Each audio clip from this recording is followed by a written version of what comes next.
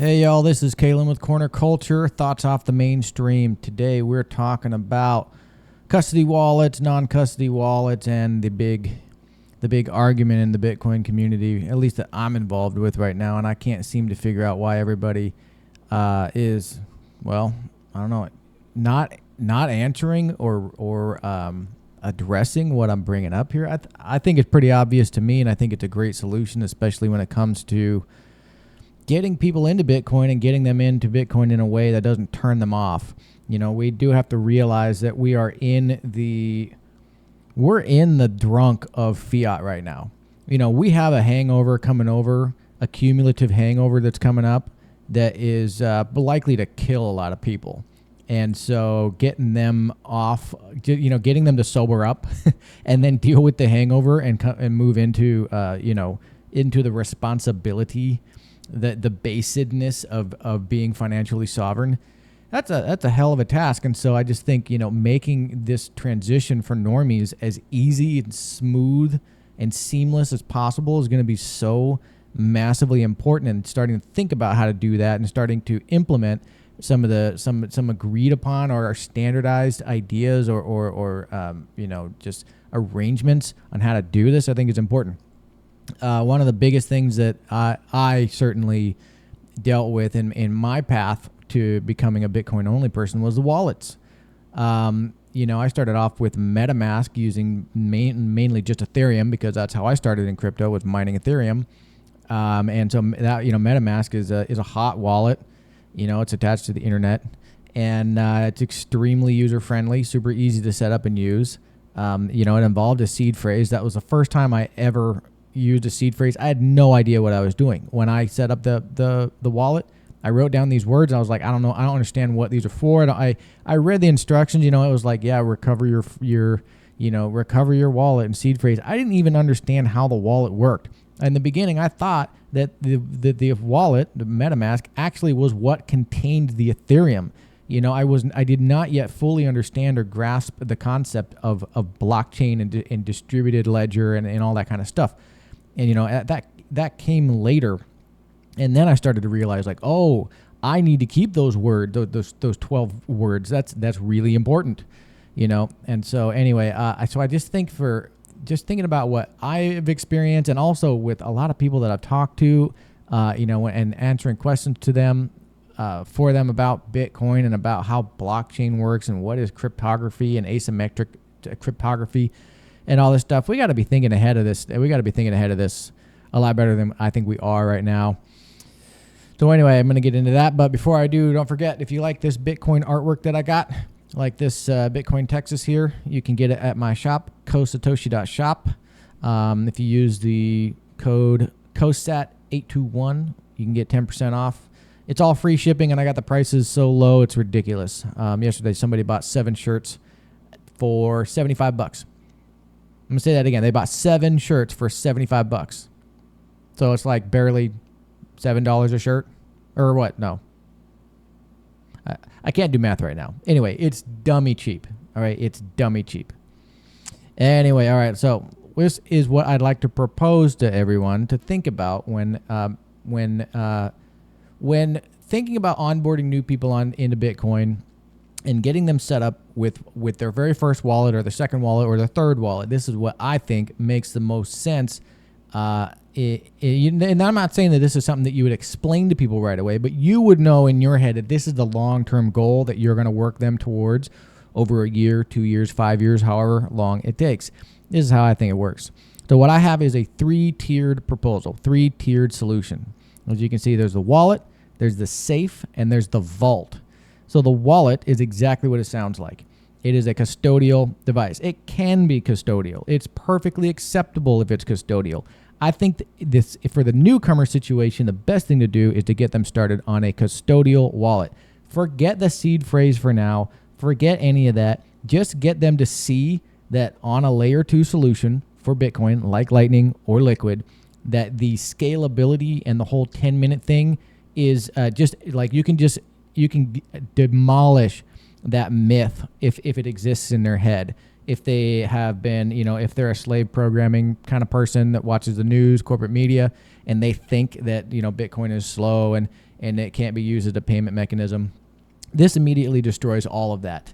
And you didn't have to bog them down with any of this 12-word, 24-word crap. Oh, you better hold on to this seed phrase. What the hell is a seed phrase? I don't even understand what a wallet is. You can just avoid all that and just say, look at how fast this is. It's instantaneous.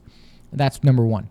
But again, as I've said in other videos, this comes with a caveat. You do need to let them know, like, you have a responsibility. You have to let them know, hey, this is a custodial wallet, which means technically that the makers of this wallet, like Wallet of Satoshi or Strike, they technically hold the keys to the coin.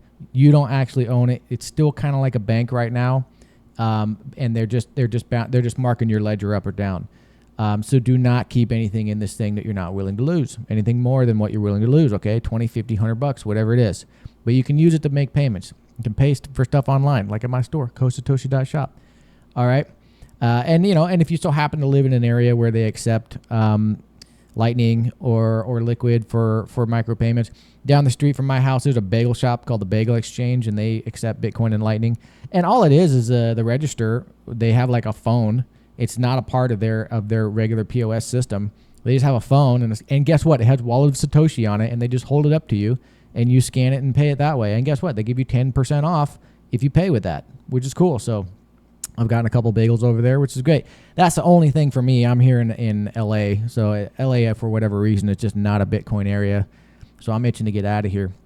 But anyway, that's what the wallet is for, and that's how you get the people hooked. That's how you get the normies hooked. And then when they start to understand, when they start to do a little research, they've had some conversations with you. They're learning about hard money. They've started to read the Bitcoin Standard, or you've told them a story about Satoshi Nakamoto and the power of decentralization. They're starting to understand, like, oh, war is funded by fiat, and fiat is just money they print in out of nowhere, so they can basically just fund wars forever, infinitely, endlessly, and my taxpayer dollars are somehow supporting that. I don't want to do that anymore. Now now they're orange pilled. So now you move them into the next phase, and that's the safe phase. So this is where you get non-custodial now. This is where you have the conversation with them, like, yes, you need to take responsibility for your finances, because you are no longer going to be on a fiat system. You no longer have a bank that is FDIC insured and is going to undo any mistake that you make or they make. This doesn't exist anymore. So now you're responsible. And so you got to take these 12 words or 24 words and guard them with your freaking life. All right, so now we're moving into safe mode. They still have the wallet, but now they got a safe. So now they're putting in, $1,000, $2,000, $10,000, whatever it is for that particular person. And now they're starting to invest. Now they're starting to like really invest in their future and the long-term holdings of their Bitcoin. So let's get them into a BTC native, or maybe even Lightning native, but I would say probably let's go with BTC native coin on a hardware wallet. And you got to set them up on their home computer. Like if they're going to use Ledger, they need the Ledger Live companion. If it's Trezor, they need the Trezor suite, I think it's called. Or if they're going to go with the Jade hardware wallet, they need a companion like Sparrow or the Blockstream's green desktop app. So you got to set them up on that. And so long term, what I'm thinking the safe is used for is for this middle area of your Bitcoin, where, for example, let's say the dollar is dead. There's no more dollar now. Everybody is using Bitcoin, or the dollar is just so like not preferred that it's used for just other things, but primarily what people are using is Bitcoin. So now this is where you store sort of your monthly savings. So this is where like you need to have this much money for the month, and you need to pay your bills, your rent, your food, your utilities, and all that kind of stuff. You keep that in here. Maybe you make the payment directly from here, or maybe what you do, like for groceries and things, you actually shave some of that off, throw it in your wallet, in your custodial, wallet of Satoshi or Strike wallet or whatever it is. And hell, if you want a non-custodial, it can be that too, but it doesn't have to be. It easily doesn't have to be. You throw that into your wallet of Satoshi, go to the grocery store, bam, $100 of groceries, you're good. You're good for the month, right? So that's the safe. That's the safe tier. Now, so this is your at-home safe. Like this is what I call it the safe, because it's like you can buy a little safe, keep it at home, and everything is relatively safe that you keep in there. So now your normie friend has finished the Bitcoin Standard and picked up a couple other books. they've been listening to Saifedean, and they've been listening to Michael Saylor, and they are like full-blown Bitcoin maxi now, and they understand it, and they get it. They're like, okay, I'm putting all of my life savings into this because I understand now that fiat is absolutely a crime against humanity, and Bitcoin is our savior, and we got to get the hell out of that, and I'm going to live this principle. Welcome to the vault, baby. This is your absolute ironclad level of security where all of your life savings that's not going to be spent anytime soon, or that you know you're going to dedicate into absolute long-term savings, goes in the vault. And what is the vault? It's the most secure place to save your Bitcoin. So now you've got a full node. Maybe you're even running an Electrum. You've got them running an Electrum server. So it's super private. And you're using an air-gapped hardware wallet like the Jade, the Blockstream Jade, or you're using multi-sig, and you've got multiple seeds, carefully, strategically placed throughout the world. Your friend in Turkey, your friend in Brazil, your mom in Kansas, and your dad in Idaho, and your brother in Hawaii, right? And it's 3 out of 5 or whatever for your multi-sig, or if you're a corporation. And you've decided, we're going to self-custody this ourselves instead of trusting like Coinbase or whatever the hell it is that MicroStrategy is doing.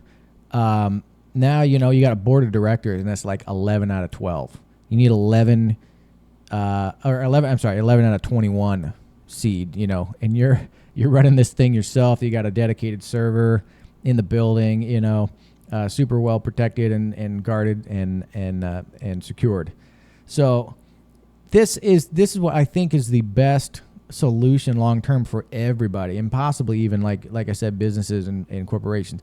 Maybe there's something better for that. I'm not an expert when it comes to how corporations work, or how especially like with safety and security and finances and accounting and all that. But I mean, I could see that working. Like if you've got a board, there's 21 members, you make it like, all right, look, if we're gonna ever spend anything out of this, we've got to have at least 11 people.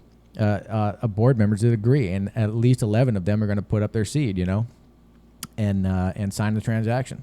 So it makes sense to me, but maybe I don't know what I'm talking about there. So anyway, that is my 3-tiered solution. I'd like to hear your thoughts, your ideas on this. Is it good? Is it bad? Why is it good? Is there a better proposal out there? Is there a better way to do this? I'd like to know. I've been in this space for a couple of years now. I've read up on a ton of stuff, and I've reached out and posed the question and even proposed this thing on a number of kind of community chat boards and stuff, and haven't gotten really anybody coming back saying that yes or no. And so I thought, I gotta put this out there. I am getting into these ridiculous debates about custodial wallets, and it's just like, I don't understand this fervent anti-custody wallet thing. It's like a wallet of Satoshi is not going to fucking rug anybody anytime soon. That would be so ridiculous. And if you understand how markets work and you understand incentives, what incentive does wallet of Satoshi have rugging everybody with their Lightning? It doesn't make any sense. I don't see that happening anytime soon. They've got one of the largest LN nodes out there. And in fact, I've got a channel open with them and the reason why is because they're one of the only ones that'll keep the channel open with me. Everybody else keeps shutting it down because I'm just a little guy, so I respect that too, which is great. So anyway, there is a place for custody wallets. It's just not at the safe or the vault level, like I said before. If you're going to use a custody wallet, and you certainly don't have to, but I think for normies, it's the best option to get them started on that first layer, that first layer of having a spending account. And having one that they can see is just instantly fast, perfectly fine for that to be a custody wallet. Again, caveat being, they must know this is an experimental technology. It is still pretty new. And number 2, it is technically not your coin, okay? Not your keys, not your coin. So yes, you obviously should be safe, okay? As I said in another video, this is no different than going to a bank ATM, pulling out cash, and sticking it in your wallet for the night out, a night out on the town. You don't do that with $2,000. You don't do that with $5,000. That is irresponsible. You can do it with a couple $100. $200 is fine. $20 is fine. No, if you lose $200, oh well, big deal. You will recover. You will survive. Okay. But if you lose 2 Bitcoin, obviously, that's devastating. So just be responsible. That's all. Just be responsible. It's really easy. You don't have to be so anti-custody and like anti-wallet of Satoshi. It makes no sense. Makes no sense at all. Anyway, that's all I got for today. I'm Kalen with Corner Culture. Thoughts off the mainstream. Thanks a bunch, and peace out.